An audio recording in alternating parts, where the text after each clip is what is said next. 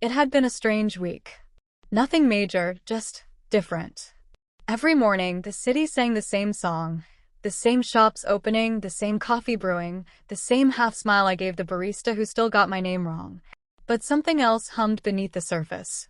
His voice. Not out loud. Not in person. Just in my mind.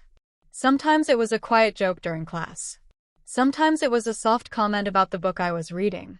Once, he even pretended to be hurt in a fight, just to see me panic. When I whispered back, annoyed, I could feel him laugh like a shimmer of starlight behind my eyes. But then came silence. And when there was silence, I felt the weight of everything else. I was still just a girl trying to live. There were afternoons with my friends. Music played too loud in their bedrooms, nail polish spilled across old magazines, and arguments over the best song on the new album. There were family dinners where my dad barely looked up from his phone, but my mom asked about my day with real softness. There were lazy Sundays spent rereading old fantasy novels on the roof, wondering if this was what magic felt like. And once in a while, just once in a while, I'd spot him. On the other side of the street. In a crowd. A glimpse. Nothing more. But enough. He never looked surprised to see me. He just nodded. As if we were part of something too big to explain. I didn't know his name. I didn't know why I heard him. But I knew it mattered. And for now, that was enough. That morning, the rain had been gentle.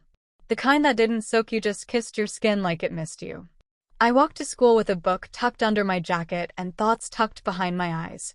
The sidewalks glistened. And the world felt slow. He hadn't spoken in 3 days. I told myself it didn't matter. I told myself I was fine.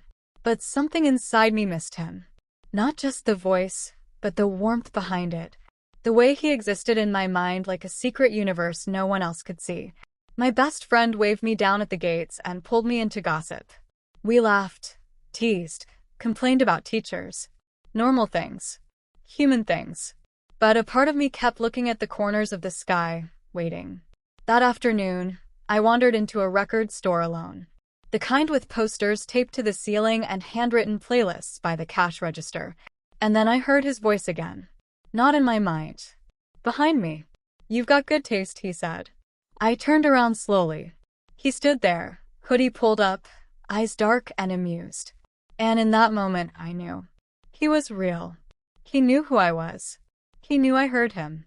We didn't say much after that. We didn't need to. We stood in silence, flipping through vinyls. The world slowed. My pulse didn't. He left before I could ask his name.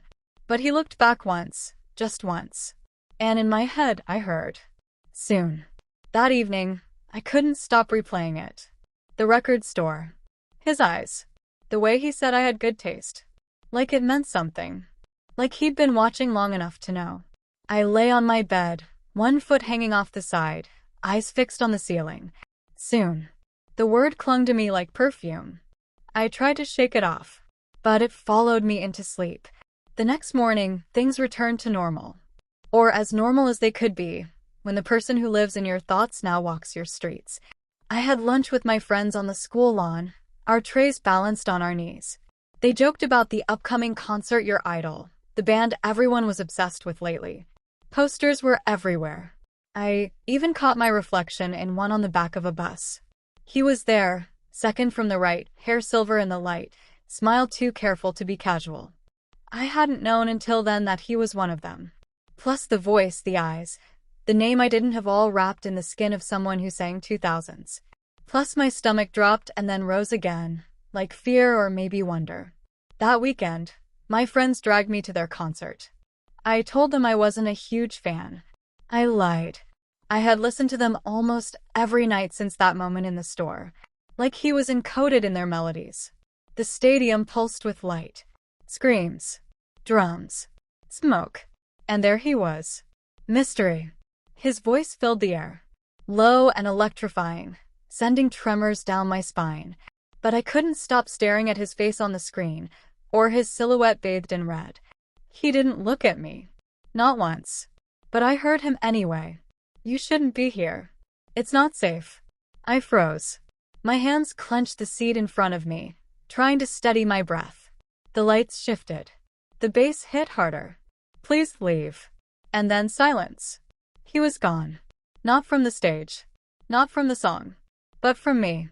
Later, I stood outside in the cool night air, arms wrapped around myself. The street lamps flickered. The crowd poured out like water around stones. I didn't see him again. But I knew something had changed and I was afraid to know what. Thanks for watching my video. Make sure to like and subscribe to my channel so you won't miss anything I post.